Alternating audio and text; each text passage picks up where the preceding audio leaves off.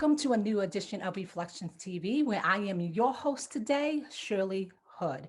We are so excited. Why we are excited? Because we have these great, fine women. Yes, these great, fine women that is on this special episode. I am so looking forward to interviewing these fine women. These women are empowered. Yes, they are. They are women in power. And we wanted to take this episode just to empower each and every woman who is going to be watching on today. Listen, before I even introduce them, I just want to say thank you to each and every one of you who has watched this show for so many years. It is viewers like you that is make us want to continue to bring great TV programming. And we can't thank you enough for your comments, for your values, for your suggestions. And we just want to say thank you. Listen, if you have not watched any episodes of Reflections TV, please go to Reflections TV YouTube page and you can get to see the latest episodes of Reflections TV, even this one to come. That's right, where you can watch the show at any time. And listen, when you do, listen, don't forget to like, comment, and subscribe. That's right. Like, comment, and subscribe. Let us know how we're doing because we want to know that the show is doing well because it's not about us. It is all about you. So again, thank you for tuning in and making Reflections TV your show to watch. All right, y'all. Well, without any further ado, like I said, I have these fine women that is on, and I'm so lucky and happy to have them on today. And we're just going to introduce them because they are just one in a million. And let me tell you, first, I'm going to introduce to you. The one I see on my screen is Julie Silva. Julie Silva is the CEO of Jews Hope Chest that's located in East Providence, Rhode Island. Julie, thank you so much for being on this show. Thank you so much for having me, Shirley. I'm very excited. I've had an opportunity to be on before for different comments, and I look forward to being with these great cast of women so we can actually hopefully inspire some people today. Great. Thank you so much, Julie. And next, I see Executive Pastor Pam Bird from Trinity Tabernacle Church, located in Rumford, Rhode Island. Pastor Pam Bird, thank you so much for tuning in on our show. Thank you. Thank you for having me. Looking forward to the discussion. Great. And next we have Deedee Williams. Yes, Deedee Williams. She is the director of 942 Stop. Deedee Williams, thank you so much for being a part of this show. Well, thank you for having me. I look forward to the conversation and being amongst these wonderful women. I know that I'm going to be inspired, so I'm already ready. I'm excited. Let's do this. Thank you, Deedee.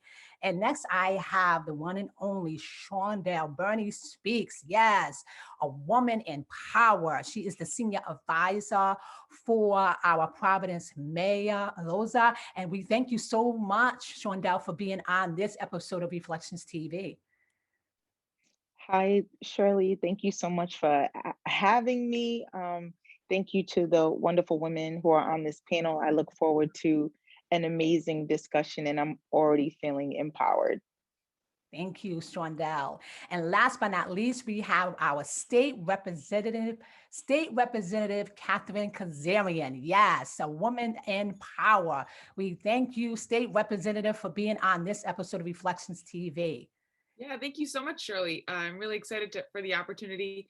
I'm excited for the discussion today with a great cast of women, and I'm really looking forward to what we'll discuss. Thank you. Well, ladies, thank you so much again for just being a part of this great show. Let's get right down to it. So as I've stated, this is a show about being empowered, right? So we want to empower our women. We want to let them know that if we had a chance to make it out in the world, they as well have a chance to make it out in the world. So I want to kind of reflect on what empowerment means. Viewers, I want you to understand what empowered means. So here's what I got from the definition of empowered. The definition of women empowered can be defined to promoting women's sense of self-worth, their ability to determine their own choices, and their rights to influence social change for themselves and others. Now that is what you call very inspiring enough, according to what that different definition states. But which brings me to my first question for State Representative Katherine Kazarian. Catherine, you know, I see that you are just a pillar. You work tirelessly in the community. I've seen you on several platforms. You even had the privilege to speak at our Peace, Love, Judah Jam Festival a few years ago. And it was just a delight to have you to represent not just women, but everyone in our community. And I also see you on a platform called Rhode Island Now. And I love their mission statement. Their mission statement says, we connect to meaningful actions through advocacy, coalition, fundraising, and organizing in pursuit of gaining of goals. Catherine, let's just talk about this. What motivated you to be a part of such a great cause? What motivated you to be a part of such a great cause? Sure. Oh, that's a great question. And thank you so much, Shirley. I've so enjoyed going to the Judah Jam Festival. You all do such a great job every year. So I was first inspired to run for office. I was actually graduating from college back in 2012. And President Barack Obama was the commencement speaker. And he was so cool. He was all about women running for office. He was all about graduates going home to their hometowns and helping out their communities. So I was so inspired by the president that I decided to come home, run for office, and I've been doing it ever since. Once I got into office, I started to realize what, some of the issues facing Rhode Island at that time were. We were going through a bit of a recession. We had a lot of millennials, a lot of younger people leaving Rhode Island for different job opportunities. So we definitely, saw a lot of big challenges, and I saw myself as being a younger rep and being able to, help in those conversations. I also saw how, we had of course, the number of women representatives were much smaller than the number of men. And I saw that just even having women in the discussion changed the type of discussions that we were having. So I really wanted to work to connect myself with a lot of the different women groups here in Rhode Island. We have so many wonderful ones. We have the Women's Project. We have Rhode Island Now. The president, Hillary Levy Friedman, is amazing. She's really done a great job with outreach towards women, getting women involved in the different issues that are coming up at the State House, and really helping to empower the women at the State House to work on the issues that are so important to us. So I try to look out for any type of group where it's bringing women together to work on issues. I think, we're strength in numbers. So the more we stick together, the more stuff we can get done together. Well, Catherine, I can tell you, you are a force in the community, and it just inspires me to want to do more. I am the field organizer for the Judah Jam Festival, where we are raising awareness to a great cause on this year, which is mental health. And we're trying to make folks be aware of what is going on, especially during the pandemic. So, seeing you and seeing others just makes me want to do more. And I'm just so grateful and delighted to get to know, the great work that you are doing. Listen, you have been elected House Majority Whip. You are the member of House Corporations Committee, the member of House Municipal Government and Housing Committee, the member of House Labor Committee, the member of House Rules Committee, member of House Special Legislation Committee. I mean, the list can go on and on and on. I mean, you are just one powerful force. And I tell you, that's why I say I am just so delighted to know someone like you and your caliber. Tell me, lastly, what inspires you to help others in need? What inspires you to do that? Well, I think helping other people is makes me feel really good. I can't, it's the best feeling in the world when you're able to help other people. And I find that at the State House, we're able to help people on a really big scale. So, for example, the House is considering on Tuesday to raise the minimum wage to $15 an hour. That's the type of thing that's going to change people's lives.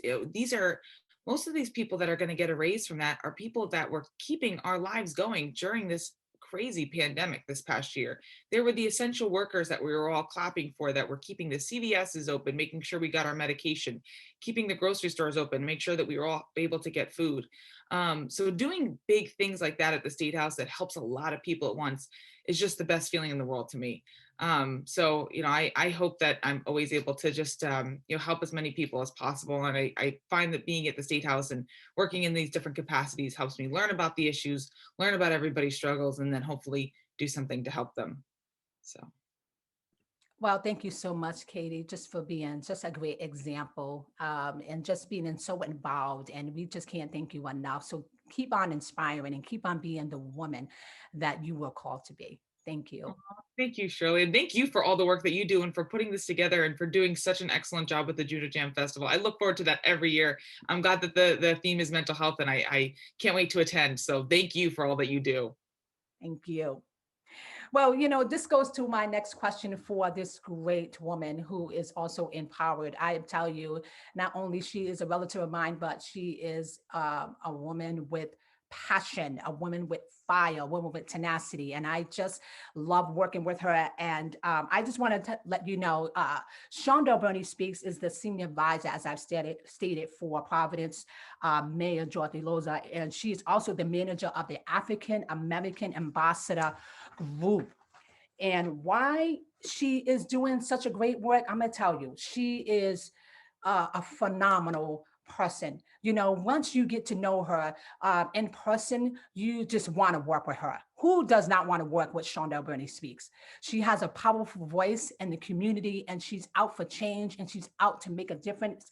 So, Shawndell, let me ask you, why is this work? Why is this work that you do is so important to you? Why is it so important to you? Hi, Shirley.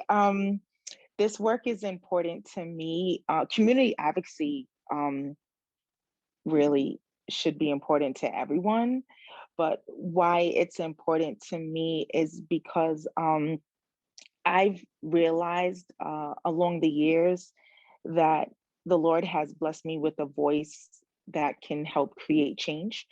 And He's provided me to be someone that folks will actually listen to. And so I'm just trying to take advantage of that gift. And oh my goodness, this is such a hard question for me because it hits so close to home. There are so many reasons why community advocacy is important to me. I feel like that there are grand and not so grand issues that affect people on different scales and different walks of life. And someone has to be that person that creates awareness for each social issue that's affecting our people, and especially the people in disenfranchised areas. And so I think for me, I just want to do whatever it is that I can do to help where I can, honestly. Well, I can tell you this, Shawndell represents a lot of people out in the community. She has several groups that she runs and that I am so proud to be a part of, which is the corporate prayer that she has every month, where they come together, churches comes together and they pray, especially for what is going on in our community. And she also runs a women's life group, and where women come together and they connect with one another, and we just encourage each other and inspire each other and empower each other.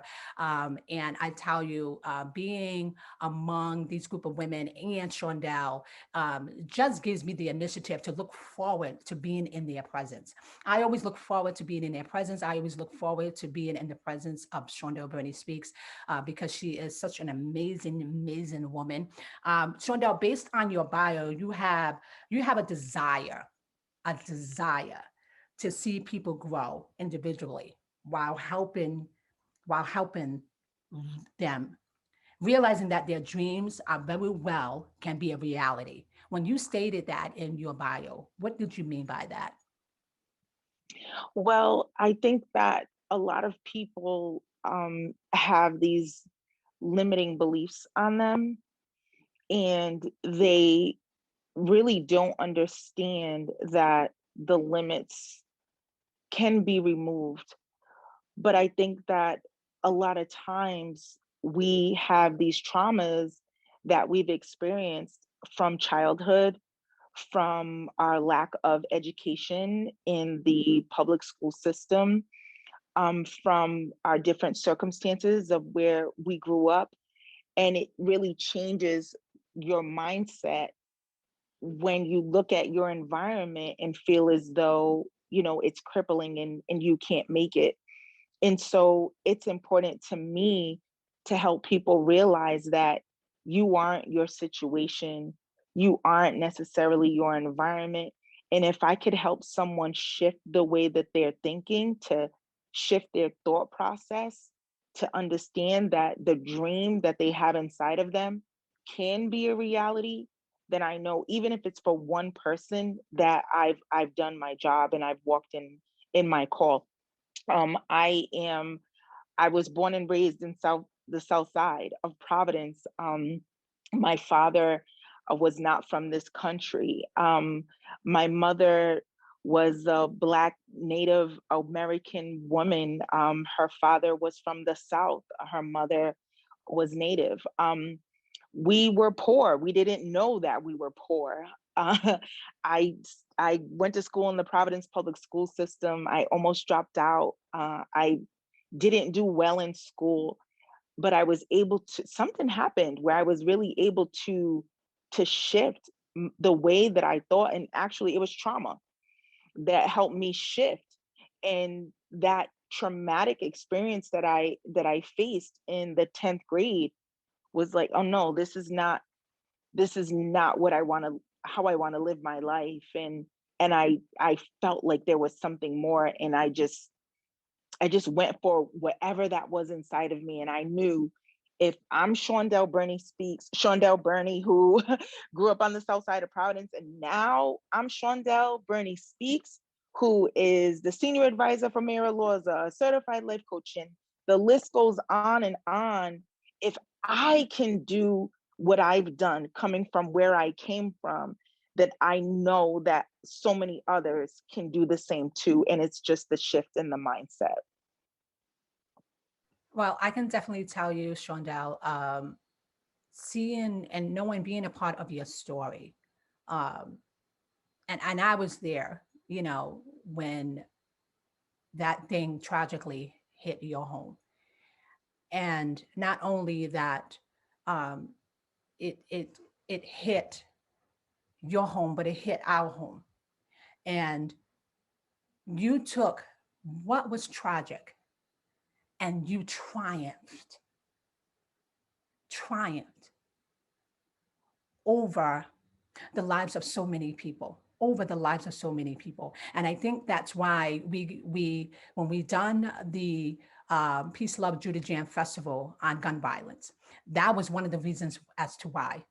And it inspired me because I saw you, even though you were going through this, you took whatever you were going through and you turned it around, and you created this force, you created this movement. Now you are walking in your element, and you created such a movement. You created such a charge. You created such a difference, and you made it your own. And now everyone, I know for myself, will want to be in your corner. So that's why I'm so inspired and I'm so empowered of the great work you do. So Shawndell, thank you. Thank you for being that pillar. Thank you. Thank you. So next on my panel here is a great friend of mine, that I have known for a few short years. And I tell you, it was no coincidence when I met her. I was only basically was supposed to drop my friend off for an interview. And long and behold, I became a part of this interview. And when this interview occurred, I got the job along with my friend on this interview. Mind you, it was like the best interview that I went on, even though it wasn't an interview. But I can tell you, by me getting to know this woman, she is phenomenal. And when I say phenomenal, she is phenomenal in her own right.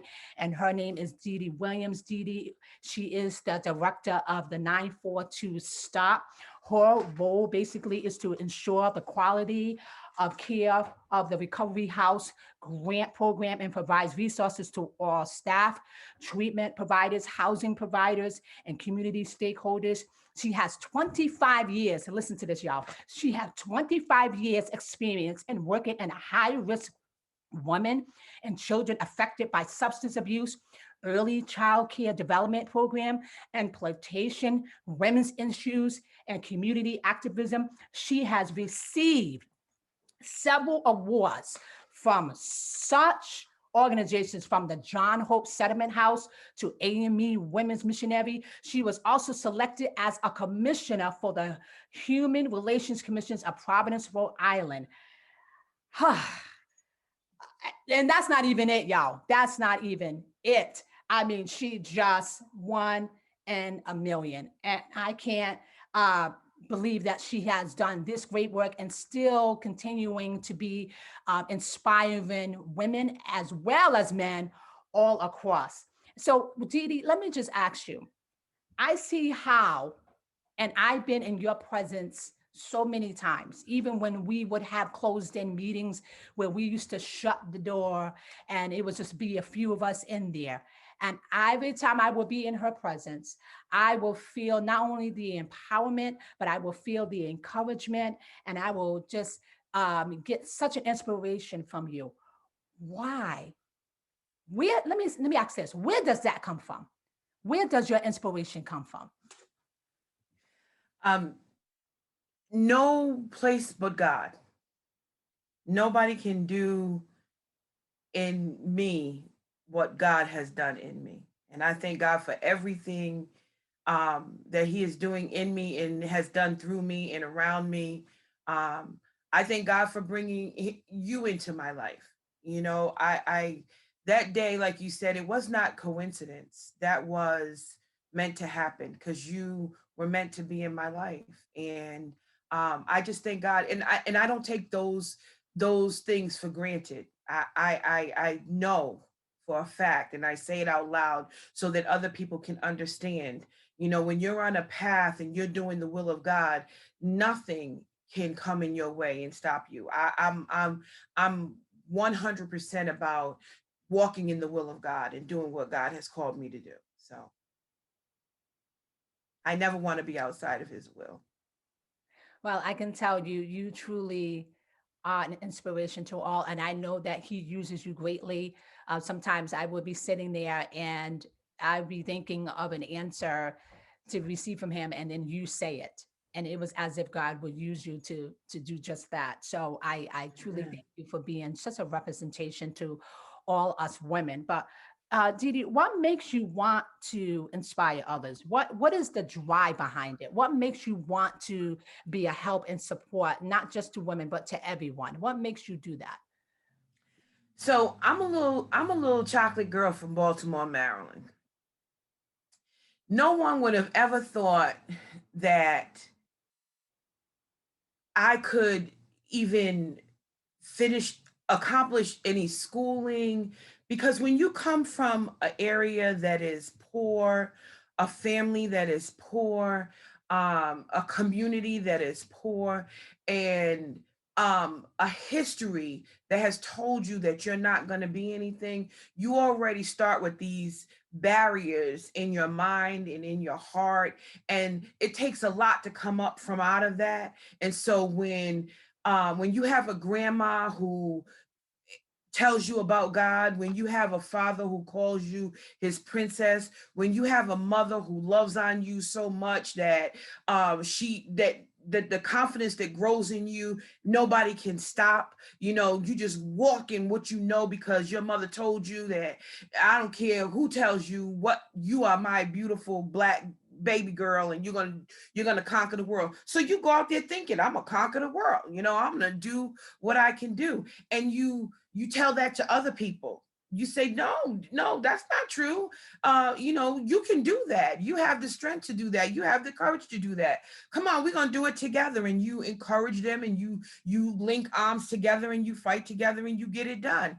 I just believe that. I believe that the strength that my mother, father, God, grandmother, everybody put into me, I want to give to everybody around me. I wish that I could have a box of confidence and love, and I could just go around dropping it off at every young woman's door, saying, here, honey, take this. You're going to need this growing up. You're going to need this when you get to this age. I wish I could take that and do that. So I don't have that ability. So all I have is my body, my mouth, and my actions. And so with my mouth, I tell everybody, yes, you can do it. With my body, I try and live as an example. Yes, you can do it.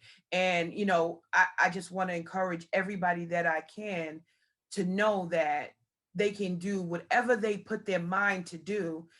All they have to do is just push through and have some support around them.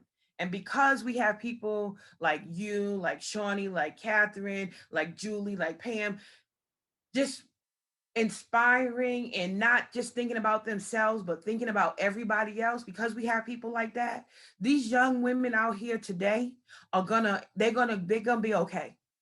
They're gonna make it. They're gonna do what they need to do. They're gonna be the next generation that carries forth this movement, the next generation that takes us to the next place, because we are the shoulders in which they stand on.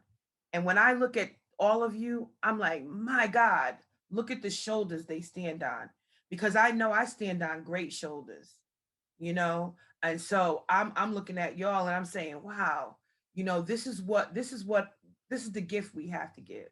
So I'm in good company, I'm in good company. I could not agree with you more, Deedee. I tell you, I look at all of you and I'm just like floored. Like I'm utterly speechless. Like you don't even know. Like I'm looking at my state representative right in front of me. I'm just like, wow, like this is just an amazing, and I'm just so delighted to be among such great, powerful, wonderful women. You guys are the bomb. Oh my God. Fire, fire. Fire, right. Fire is absolutely right. So this brings me to my next guest on the show. I hope everyone is enjoying this show. Listen, when you watch this show, please be inspired. Please be in tune. Please just be in touch with everyone's voice that you're hearing. Because listen, if they made it through the worms, you can too. And so, because this show is not about us, this show is about you. So I'm hoping that this is touching you and inspiring you in such a positive way. But next on our agenda is Julie Silva. Julie Silva is the founder and the CEO of Jules Hope Chest. Their mission is to help families with children who are in need. She serves in the East Providence, Rhode Island area and other cities of Rhode Island, and her goal is to enhance the lives of children one child at a time. Julie Silva, let me tell you something. When I had the opportunity, I've known Julie, I guess what, 8 years now, maybe longer than that. Longer. Um, I met Julie and her mother and father, who was living at the time, and her father started the movement that she's doing now. And I tell you, getting to know this family, they have become our family. Like Julie is a sister to me. She's not a friend. She's like a sister. Her mother's like a mother to me. And so by knowing Julie and working closely with Julie, Julie is one of the committee members on the Peace, Love, Judah Jam Festival, and she brings overwhelming wealth of information. She, have contacts, from higher ranks, and I'm just so delighted to know Julie. And Julie, the work that you're doing in the community just so is impactful. Julie, tell me, why families? What gives you the initiative to make a difference? What gives you initiative to make a difference in a child's life? Because somebody has to. I'm not saying that our organization is the only one out there. We're not. There's a lot of amazing organizations out there, and we all have different missions, and we all touch upon different things, and we're all needed. But there was a need there. My whole purpose when I started Jules Hope Chest, it was to be able to fill a gap. It was to be able to enhance the lives of children by making sure that the essential things in childhood development were being met. The day-to-day things that families need, that other budget lines in other organizations and other places were saying that they were extras. And I noticed they're essentials. Children reading books, that's not an extra, that's an essential. Play, toys, that's part of development, that's an essential. Sunscreen and bug spray. If families can't afford to feed their kids, how do you expect them to protect them from the elements and protect them? It's not that they don't want to, it's that they just don't have the means to. And that's what our budget is fighting to do. We're fighting to bring those essential items and make them feasible for families. We make them feasible for children. We work with all different types of families because we understand that this world has been blessed with all different types of families. It's not the same structure anymore when we were growing up. It's different.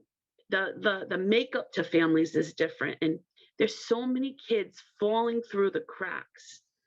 And it's not that any one person wants that to happen. It's just there's a system that's broken. And we need women like ourselves and others to fix the cracks. So I'm not saying I have all the answers, and I can't help all the children by myself, but I can make sure that I'm doing my part. That's all I want to do is my part. And to me, it's very important to make sure that as many children as I can help, they have a gift under their tree at Christmas because they're worth it. They're recognized on their birthdays because they are special. They have books to read because literacy is so important. They're not going to get anywhere in this world without having that ability. And so they can also get the basic needs, the warm clothing. You know, at Christmas time, one of the items that a child asked for was a warm hoodie, brand new with a tag on it. Now, I thought about that and I said, gee, I wasn't one for a lot of material things in life, but I never had to ask for a warm hoodie with a tag on it. And I thought, a tag on it. And then I realized that child has never had a brand new piece of clothing that only they got to wear. That child was already thinking that they were going to be cold that winter. And to them, it was more important to be warm than to ask for the doll they really wanted or the art set that they really wanted. But I got a great team behind me too. So we'll be yelling together and we'll be reminding them that they're important. So Julie, tell us, last year, Jules Hope Chest received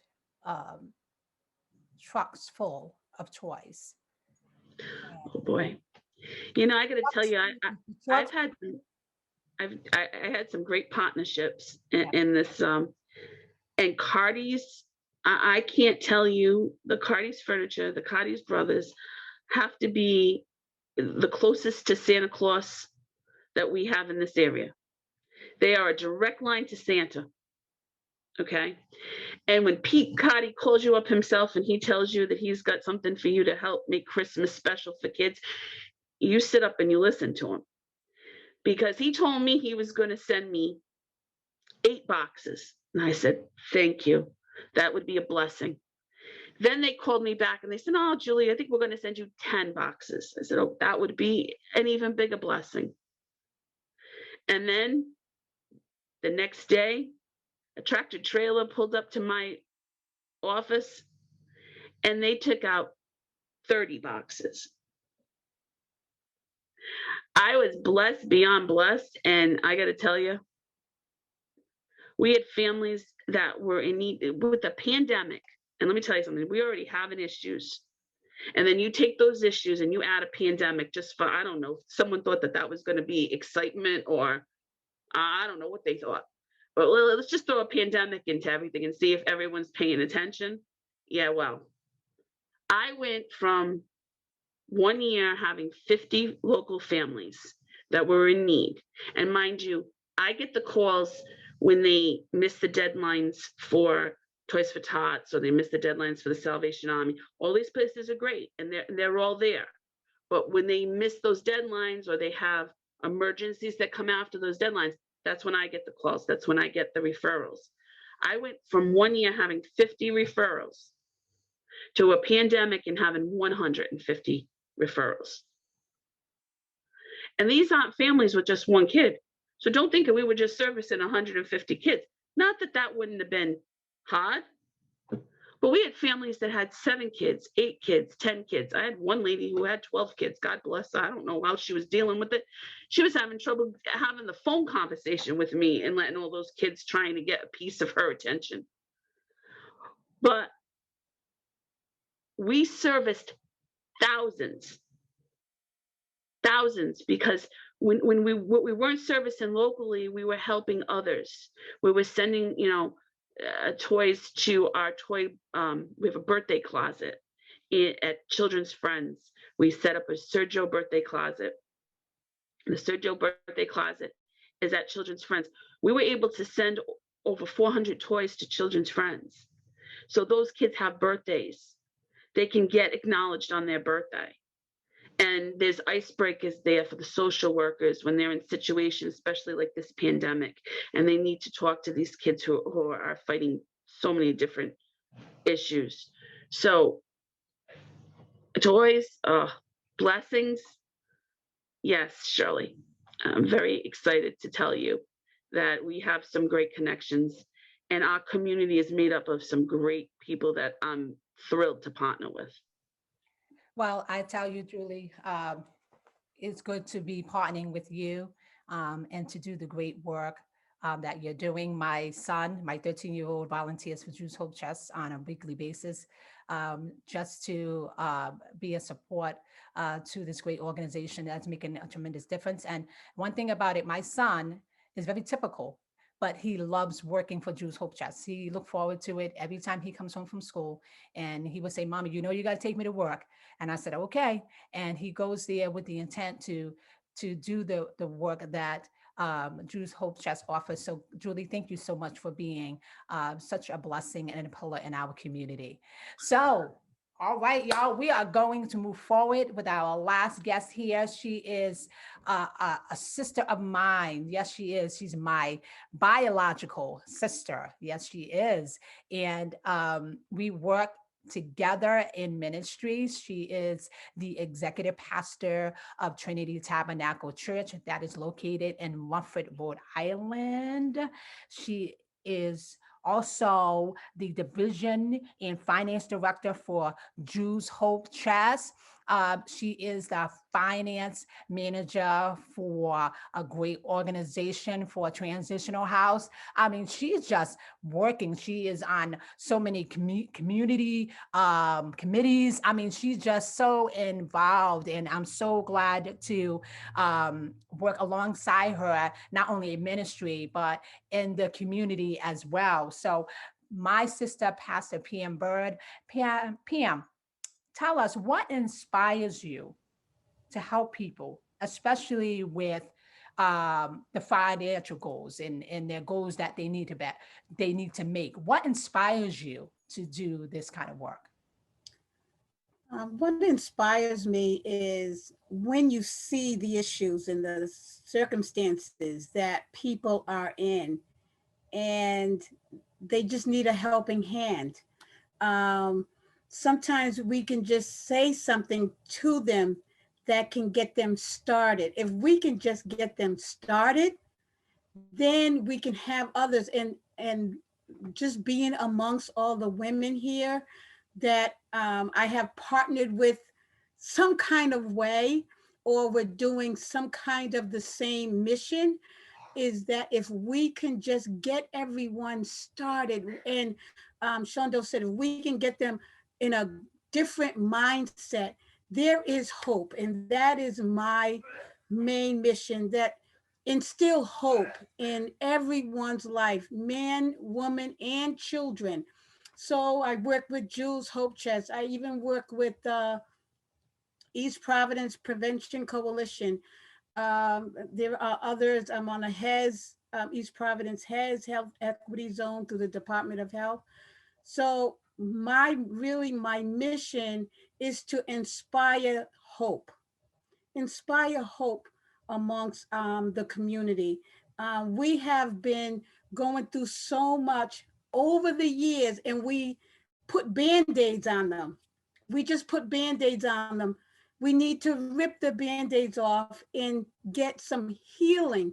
We all need healing, even the workers. We all need healing some kind of way. And in order to heal, we need communication, we need a conversation, we need to know what is going wrong with our families and what is going on. We have young families. Let's help our young families to raise their children. So there is, my mission is to really help and get them started and instill hope. Well, I certainly can say that for the great work that you do, you always been known to work behind the scenes, but little did you knew that you couldn't work behind the scenes any longer. You had to step up to the forefront, and look what you're doing now. You are just being a powerful force. And when she is able to, when someone asks her to do something, she does it. She does it. And she does it with the intent to love. She does it with the intent to empower. And I tell you, I can't thank God enough for working alongside not just a beautiful sister, but a woman of God who has been favored. And I'm just so grateful to have this bond with you. And now, what we're going to do, y'all, we got enough time for everyone to chime in on this question that I'm going to ask y'all. I want everyone to, answer this question, because when someone is going to be seeing this show, they are going to hear y'all. And it may just answer their question. It may answer their question on what they've been wanting to hear. So let's just ask a question here, and anyone, like I said, can chime in on this question here. So tell me, what challenges have any one of you faced in your profession as a woman, and has it been more difficult during the pandemic? Has it been more difficult during the pandemic? If you don't mind, I'm gonna yes, Katherine. Sure. I'll jump in. I think it's a challenge a lot of women face, and I love what Deedee said about having a box of confidence and giving it out to the women, because I think about that all the time about the women at the State House. I think a challenge a lot of us face, and we've been talking about it more and more, is this idea of imposter syndrome. Like, how did I get here? Do I deserve where I'm at? Everybody else is probably better at this than me. And I have to say, I think it's been hard for a lot of women representatives. And I think it's especially challenging during COVID, because all the traditional ways of being an elected official changed. But, we've really worked together to talk about it. And I think as women, we've gotten much more comfortable with each other as elected officials to talk about, how we feel, and talk about, why, certain events are hard, or why they're struggling at a certain moment. And I think we've been able to work together to try and build up each other's confidence, because every woman in that room is amazing. And every woman in that room brings a different style or a different background. And we have to always remember the State House is the people's house. It's not supposed to just be a room of full of lawyers, and everyone's different experience brings something great to the table and makes us think differently, which is exactly what we need. So that's a challenge I see us facing. I know I feel it too sometimes. And I'm so lucky to be surrounded by so many incredible women, both at the State House and in the community in East Providence and in my family too. I have a wonderful mom and sister that have always, given me confidence, given me love. I'm so grateful for that. And I think it just makes you feel like we got to keep passing it on. We got to make sure we talk about it, and we are able to give each other that confidence that we need. Thank you, Katherine. Anyone else? I'd like to jump in. Um, for me, at the city, the challenges that I faced during my profession was on top of the pandemic, the murders of George Floyd, Breonna Taylor, and the list goes on and on. And so we literally had to shift our entire portfolio and focus on social justice and change, which we weren't doing that. And so it was extremely hard for me when COVID hit, and then we had like the meeting with the faith leaders, and we're doing what we can to really try to figure out what's going on with the community. This is really hitting our disenfranchised community really hard. And then we just took it from there, and we ended up building what you now know as the African American Ambassadors Group for Social Justice and Change. Though we're getting national news, national attention now, it wasn't like that in the beginning. So my entire job, the way that it shifted in being a woman of color, to go from, okay, Shawndell, like you're the community advisor for the mayor, to we have to do something. Now you're in a position of quote unquote power, working side by side with the mayor and the community, and being a woman of color, being a mom, being a wife, being in school. I'm a student. And so it really, really shifted for me in a way that for others, it could have been way more negative. But for me, I just thank God for like the women's group, corporate prayer, like you mentioned earlier, Shirley, those intercessors that I have assigned to my life, my sister, who's so supportive, that really helped like bring me through. But yes, it has been extremely difficult. And I just want to encourage anyone who's still dealing with like the shift that they're going through in their job, in family life, that you can make it. Get you a circle of people who care about you. I'd like to add to that too. And as a faith leader, there has been a shift as well, and especially during the pandemic. Now, faith leaders were just in the church, just in those four walls. But now, with this pandemic, the you know how they always wanted to, and I think there's a shift now where church and state are separate. It can no longer be separate. It has to be together. We all have to join together. And with this pandemic, we have no choice. The faith, the churches, we had to get out of the four walls to help our community, to guide our community. And now we are helping and collaborating with our state and with our city. And we're able together, we are able to find solutions and to find to inspire each other.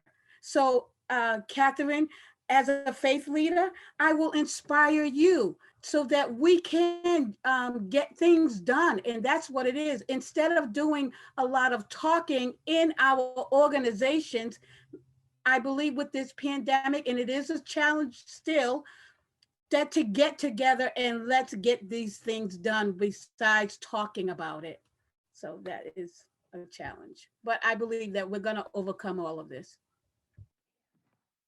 And I, for me, way before the pandemic, I lost my mother. And when I lost my mother, who was like one of my best friends and my confidant and my most powerful encourager, when I lost her, I lost a part of myself. And so I then began to examine who I was.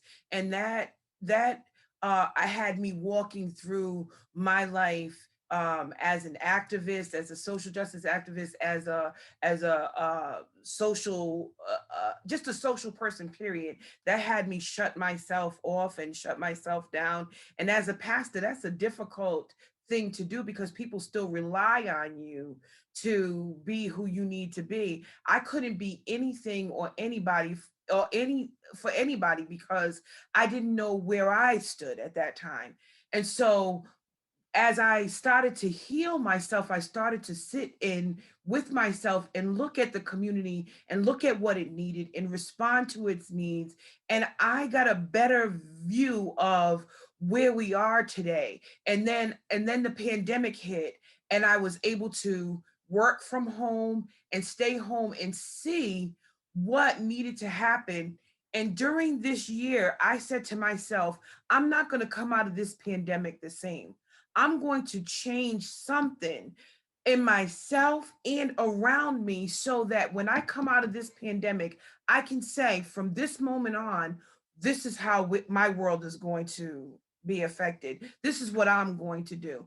So I think that when we get these moments of healing ourselves, we have to take a moment to step back and look at our world and see how we can be a part of healing our world. It can't happen when we're broken. It can't happen when we're hurting. It needs to happen when we're healing, when we've healed whatever that wound is, whatever that trauma is. What it has to happen, and then we can go out there and face what we need to face in the world. I think there's a lot of hurt people, a lot of broken people, a lot of people out there that need to step back and be healed, and then we can come together and heal this world. So I thought that the pandemic offered that kind of a challenge for us to look at, okay, so who needs to be healed in my family? Who needs to be healed in my community? And how can I be a part of helping them to heal? And as a pastor, that's what I've been working on, is healing the people that are in my circle, healing the people that are on the outskirts of my circle so that it goes out, and making sure that people know that if they need healing, this is a healing place that they can come to get it. That's wonderful. Very wonderful. Julie, listen, this is a question that you have formed, and I want you to answer this.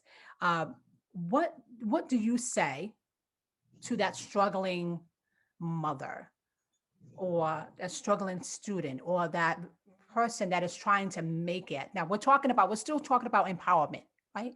So what do we say to that struggling mother or that struggling student or that young girl who's trying to make it through the pandemic and going back to school from being socially distanced for so long and then now going back and just trying to uh, lead her way through this challenging time? What do you say to that struggling person today?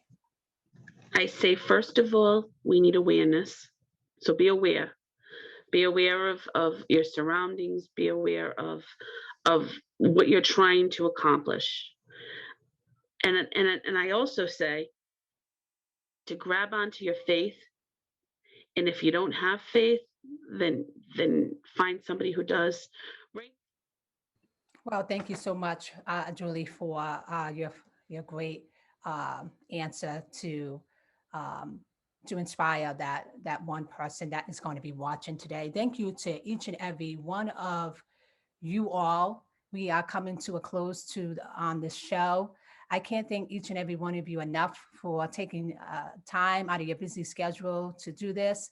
Thank you again to our state representative, Katherine Kazarian, for being on with us. Thank you to Shawndell Burney Speaks for being such an inspiration. Thank you to Donna Deedee Williams for being on here on today. Thank you to Executive Pastor Pam Bird and to also Julie Silva. Thank you all for being on this episode of Reflections TV. I just want you all to stay empowered, stay blessed, stay hopeful, stay faithful. And as long as you keep your head up, God will do the guiding and you will be strengthened. So, again, thank you everyone for tuning in, watching this new episode of Reflections TV. And we all want you to have a blessed day.